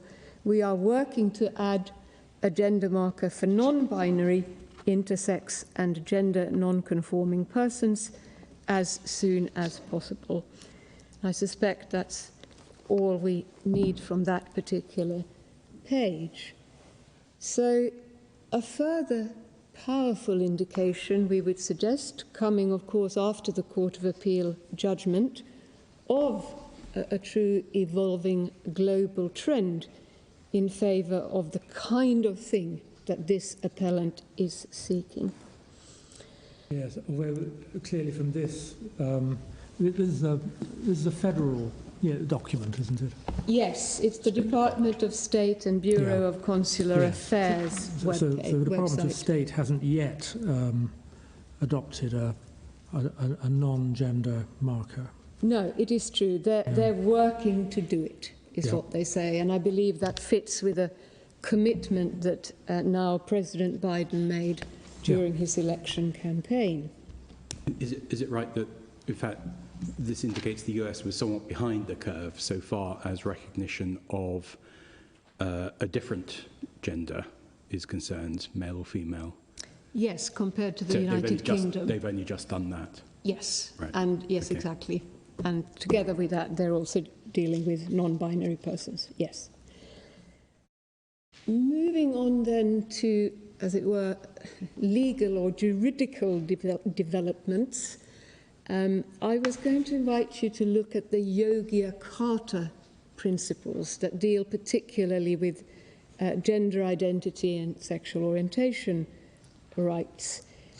These are principles that were agreed upon by a large group of extremely eminent international human rights law experts, launched in 2007, and you have them, well, I think they start at page 2835, but certainly 2836 was the page that I was going to invite you to go to. Now, I refer you to these because they are important as showing a consensus by extremely distinguished experts in this field. And it's right to say that, as one sees from page 2836, and forgive me for being slow because I have paper bundles, one sees that they set out to be descriptive rather than prescriptive. Penultimate paragraph on page 2836. The experts agree that the Yogyakarta principles reflect the existing state of international human rights law in relation to issues of sexual orientation and gender identity. But I'm not going to seek to persuade the court that they are indeed binding law. What I do hope that you will consider is that they are a valuable contribution to the debate and of persuasive authority. Now, in terms of the pedigree of those who agreed upon them, as we note in footnote 76 of our case, the experts who contributed included a former UN Commissioner for Human Rights and various independent UN experts, judges, activists, etc. And if you want to see who they are, it's page 2863, and their eminence, I think, will be clear. And not surprisingly, we would say, in the light of that pedigree, these principles have been cited in various fora, including the Strasbourg Court, the CJEU, the Inter-American Court of Human Rights, and indeed by the UN High Commissioner for Refugees. But looking at the meat of the principles, it's Principle 3 on page 2840. Everyone has the right to recognition everywhere as a person before the law. Persons of diverse sexual orientations and gender identities shall enjoy legal capacity in all aspects of life. Each person's self-defined sexual orientation and gender identity is integral to their personality, is one of the most basic aspects of self-determination, dignity and freedom. No one shall be forced to undergo medical procedures, including sex reassignment surgery, sterilization or hormonal therapy, as a requirement for legal recognition of their gender identity, etc. And then putting some flesh on those bones under the heading States shall, and we know from page 2836 that it was recognized that these are recommendations to states. It says, particularly at B and C, take all necessary legislative, administrative and other measures to fully respect and legally recognize each person's self-defined gender identity, take all necessary legislative, administrative and other measures to ensure that procedures exist whereby all state-issued identity papers which indicate a person's gender/sex, including birth certificates, passports, electoral records and other documents, reflect the person's profound self-defined gender identity. And one needs to be yes. Where do we see the precise status of these principles? Say that they are recommendations? What they are is the particular paragraphs I just read at B and C are recommendations. That is what the authors actually say on page 2836 in the third paragraph from the bottom of the page. They say each principle is accompanied by detailed recommendations to states. Now, but they also say that the principles affirm binding international legal standards.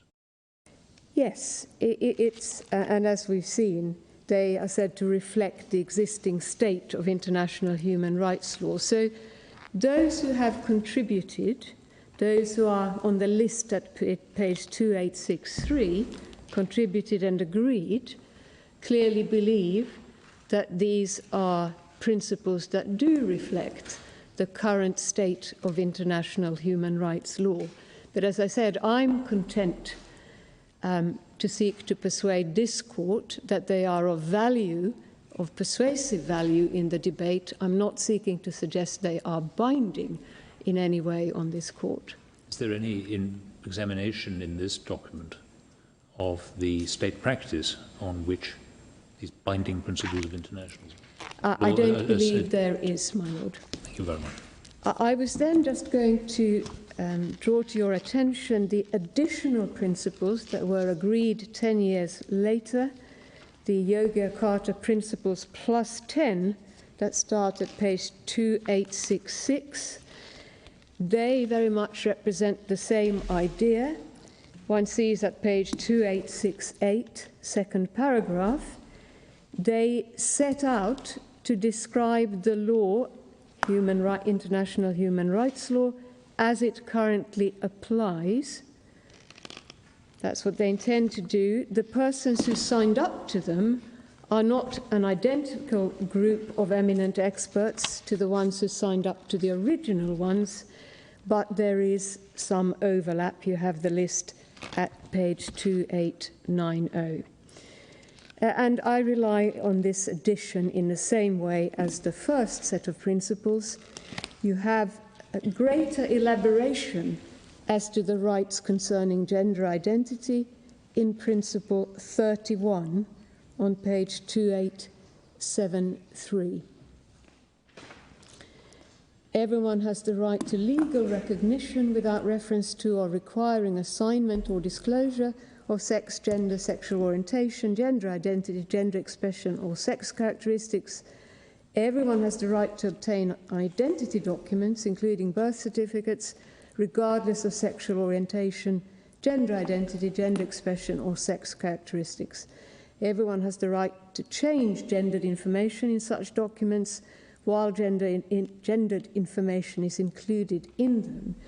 So the idea here seems to be that one doesn't need gendered information, but if one looks to the recommendation section under the heading States Shall, at C, one gets this: while sex or gender continues to be registered, ensure quick, transparent and accessible mechanism that legally recognizes and affirms each person's self-defined gender identity, make available a multiplicity of gender marker options, ensure no eligibility criteria such as medical or psychological interventions, a psychomedical diagnosis, minimum maximum age, etc. shall be a prerequisite to change one's name, legal sex or gender. And they're saying that in their experience, international practice supports this being an internationally recognised norm. Yes, I'm not entirely sure where that particular bit comes from, but I'm sure that's right, my lady. But I mean, how could they possibly say that from what we've seen? Well, I'm tempted to say, of course, I have lots more to show your lordship. But seriously, no. That is clearly their understanding if one looks at conventions such as the ICCPR and international instruments. No doubt they have looked at various resolutions of the UN, of the Council of Europe, etc., those sorts of documents. But I am not claiming, given that we have shown 13 states that at the moment, or countries, other than the US, leaving the US to one side, that has X-marker passports. I'm not suggesting that that I can point to a state practice where this is universally applied. Nevertheless, the fact that persons such as Manfred Nowak have been prepared to sign up to say this is, in their view, what represents the state of international human rights law, and the fact that they have been cited elsewhere, I do urge you to take them seriously, taking on board my lady's point. I was going to move on then to one forum where these principles have been mentioned, the Inter-American Court of Human Rights. And I am very conscious that I am running out of time.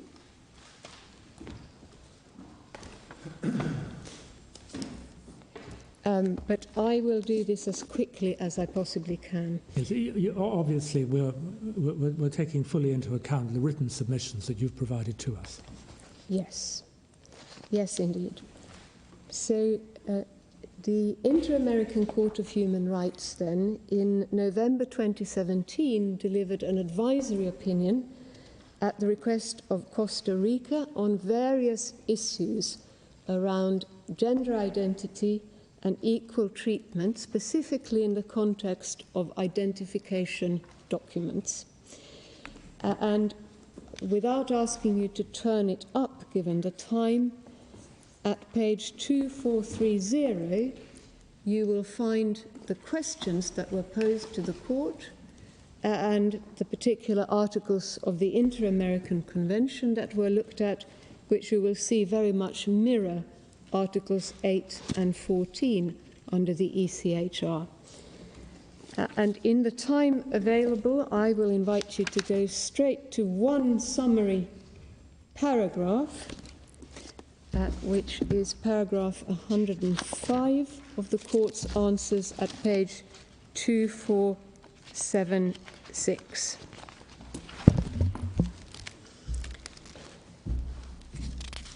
And this is under the heading at B, one sees on previous page, 2475, the right to recognition of juridical personality, the right to a name and the right to gender identity. And at 105, accordingly, it's the Court's opinion that the right of individuals to define autonomously their own sexual and gender identity is made effective by guaranteeing that their self-determined identities correspond with the personal identification information recorded in the different registers as well as in the identity documents. Particularly significant, although I won't invite you to look at them now, are paragraphs 111 to 113 in addition, and 115 and 116. Now, I know the Secretary of State's case at paragraph 57 suggests that there's no reason to think that the Court's analysis applies to non-binary gender, but that submission, we say, ignores the Court's emphasis on self-determined gender identity, and also the fact that, as one sees from page 2443, I won't ask you to turn it up now, there's there an express reference to how some people don't identify themselves as either male or female. Also in paragraph 115, page 2479, a reference to those who identify with diverse gender identities. So the idea that non-binary identity would fall outside the scope of this opinion is simply not consistent with that reasoning, we say. Now, skating along at all possible speed, I did want to draw to your attention a decision of the Superior Court of Quebec, which comes very recently after the Court of Appeal's decision. That is at page 2695 of your bundle. It's a decision of February this year. And just to summarize it, it's a decision that recognizes that insisting on a birth certificate or act of birth that doesn't recognize non-binary gender identity involves a denial of dignity for persons who have such identity. And there is no rational distinction, the court thought, between binary and non-binary gender identity for this purpose. See particularly paragraphs 195 to 205. And finally, turning to the European judicial decisions, I was going to highlight one in particular of the Belgian Constitutional Court, 19th of June 2019. Looking at the clock or at my watch, I will do it incredibly briefly and not invite you to turn any passages up. It's in the context of a law that was seeking to enable gender recognition without any medical procedure. It did so for binary transgender persons, but not non-binary. And various complainants then brought a case in relation to that, specifically concerning birth certificates. And the key pages are pages 2627 to 2629. In particular, referring to the principle of self-determination of gender, holding that there is no relevant distinction between binary gender identification and non-binary. Also picking up the point at page 2629 that the fact that there would have to be, as it was argued by the state in that case there would have to be, changes to the legal system more generally, if the complainants were to succeed, that was held not to provide sufficient justification for the difference in treatment between binary and non-binary. What legal standards were being applied by the Belgian court? They were looking at Article 8, my lord, specifically. Yeah. So the court recognised the logic that we would urge this court to recognise, that there is indeed no relevant distinction between binary and non-binary for the purposes of this case. There are three other important European decisions of the German Constitutional Court, the Austrian Constitutional Court, and a Dutch district court. These I can summarise in one sentence. They recognise that non-binary identity falls within the scope of the right to private life, and they held that that had to be reflected in official records. Now, in relation to the German decision, as we set out in our printed case, there is an issue that has emerged as to whether the legislation that was enacted after that case is confined to persons who are intersex as compared to persons who have, without being that, chosen to identify as non-binary. And one federal court has held the legislation is confined to intersex persons, but we understand that that is currently being challenged before the Constitutional Court. And insofar as the Secretary of State may argue that intersex persons are in a different category, and that the fact that they may benefit from reforms of this kind doesn't assist the appellant, we say simply, if one looks at the reasoning of all these decisions, that reasoning applies with equal force to those who are non-binary without having started off or being biologically intersex.